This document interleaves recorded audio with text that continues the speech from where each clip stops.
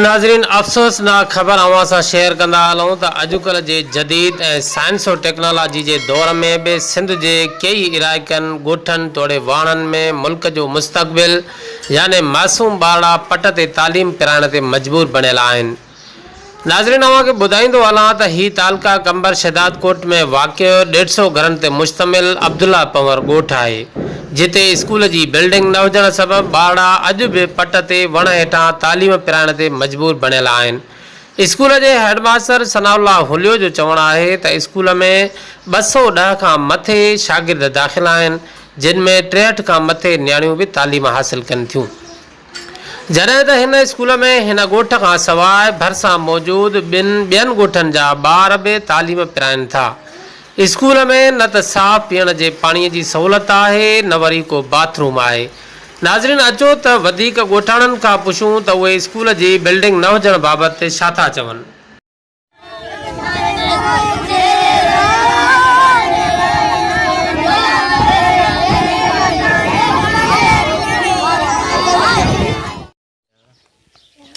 अस्सलाम वालेकुम नाज़रीन, हिन वक़्तु असां मौजूदु आहियूं ज़िला कंबर शहदाद कोट जे ॻोठ अब्दुल्ला पंवर में, जिते जो हितां जो ॻोठ जो जेको स्कूल आहे उहो हिन वक़्तु ख़स्ता हाल आहे। बिल्डिंग बिल्कुलु बि हिते कोन्हे का। नंढड़ा ॿार जेके आहिनि मासूम पट ते वण हेठां वण जी छांव में तालीम पिराइण ते मजबूर आहिनि।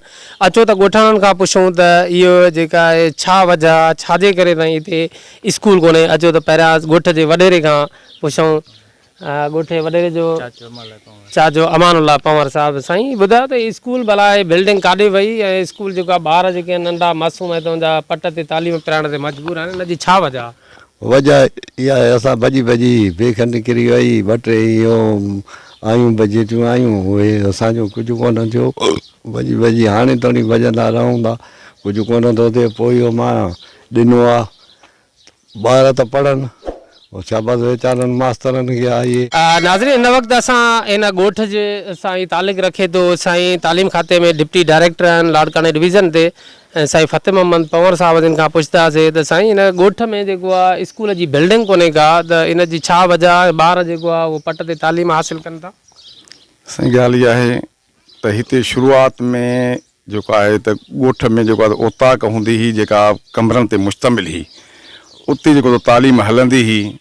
उन खां पोइ तक़रीबन 1976 में यूनियन काउंसिल जे तरफ़ खां 2 कमरा ठहिया, जेकी जेको मटीरियल हुयो सॼो काठ ते मुश्तमिल हुयो। दरवाज़ा दरियूं या जेको मथो जेको जेके गार्डर हिनमहिल थियनि था, पर तंहिं महिल 36 सरबा ऐं पटियूं सरबियूं।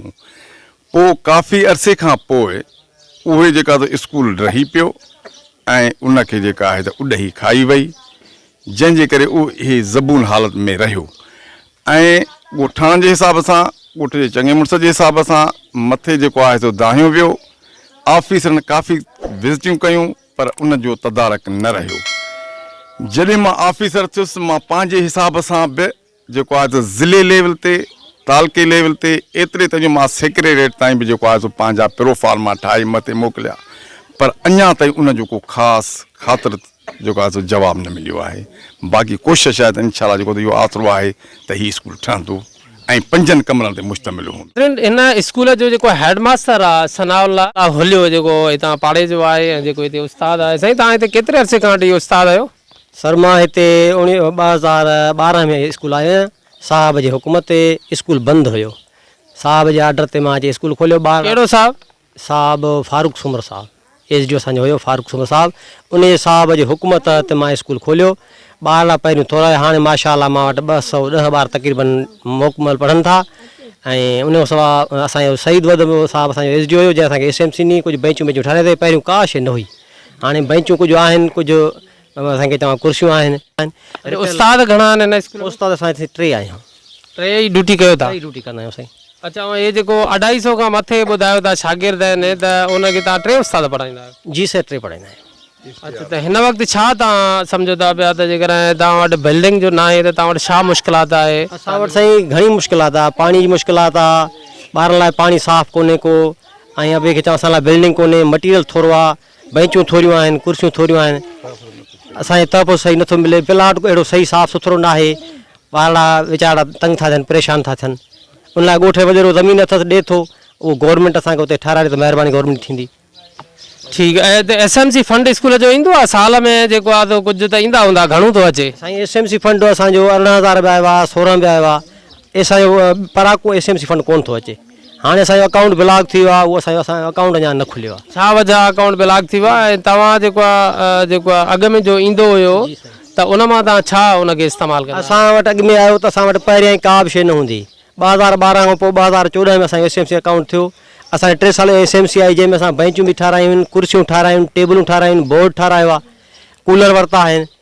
स्कूल जो जेको असां फर्नीचर वरितो आहे उहो असां लिखत में साहब खे असां हुनजी बिल वग़ैरह हर शइ ॾिनी आहे। SMC जा जेके हुया स्कूल कान्हे या मास्तर कान्हनि, कोन्हे स्कूल कोन्हे, असां पट ते था पढ़ूं, असांजो बाथरूम कोन्हे, इहो कोन्हे रूम कोन्हे, असांखे स्कूल कोन्हे, असांखे बिल्डिंग कोन्हे, हेठि था पढ़ूं, असां मिटी ते था पढ़ूं, असांखे स्कूल बिल्डिंग बि जेका आहे गवर्नमेंट जे तरफ़ां 2-3 दफ़ा को हिकु दफ़ो मंज़ूर थी आहे या पर पोइ बि बिल्डिंग जेको आहे तामीर न थी सघी आहे, इहो छा वाक़ियो आहे? साईं असां बि ॿुधोसीं त जेको आहे हिते 2-3 चकर बिल्डिंग आई, पर हिते प्लाट जो थोरो मसइलो हुयो, उन जे करे जेका आहे बिल्डिंग जेको आहे वरी वापसि वई। ऐं हिन दफ़े बि जेको आहे असां ॿुधो त जेको आहे हिन वक़्तु आई आहे बिल्डिंग, पर बिल्डिंग में 5 कमरा आहिनि +1, पर हीअ जेका एरिया आहे प्लाट जी उन खां घटि आहे। उन निस्बत सां हिन वक़्तु प्लाट घटि हुयो, पर हिन वक़्तु असांजे ॻोठ जी चङे मुड़ुस जेको पंहिंजी जेका आहे ज़मीन ॾिनी आहे, जेका बिल्कुलु ॻोठ में ई आहे। इनशाला हाणे आहे त उन में जेको इहो कमु थींदो। त इहो जेको आहे तव्हां वर्क्स खाते खां या मालूमात वरिती आहे, को कागज़ पत्र जेको आहे त को प्रूफ बि त हुजे? इहो तव्हां बि जेकॾहिं हिकिड़ा ऑन द चेयर माण्हू बि ॿुधल ॻाल्हि कंदव त पोइ ॿुधल त जी जी ॻाल्हि हीअ आहे त DO ऑफिस में लिस्टूं ठहंदियूं आहिनि, उते लिस्ट असांखे ॾेखारी वई, जंहिंमें असांजे अब्दुल्ला पर जो नालो बि हुयो। पर जॾहिं हुननि जेका फिज़िबिलिटी रिपोर्ट तयारु कई, उन निस्बत सां जेको प्लाट घटि हुयो, जंहिंजे करे वरी मुनासिब जॻह ते जेको नाज़रीन, जंहिं बि अञा ताईं असांजो ही न्यूज़ चैनल सब्सक्राइब न कयो आहे उन्हनि खे गुज़ारिश आहे त असांजे हौसला अफ़ज़ाई जे लाइ प्लीज़ असांजे हिन न्यूज़ चैनल खे सब्सक्राइब करियो, लाइक शेयर ऐं कमेंट्स बि ज़रूरु करियो।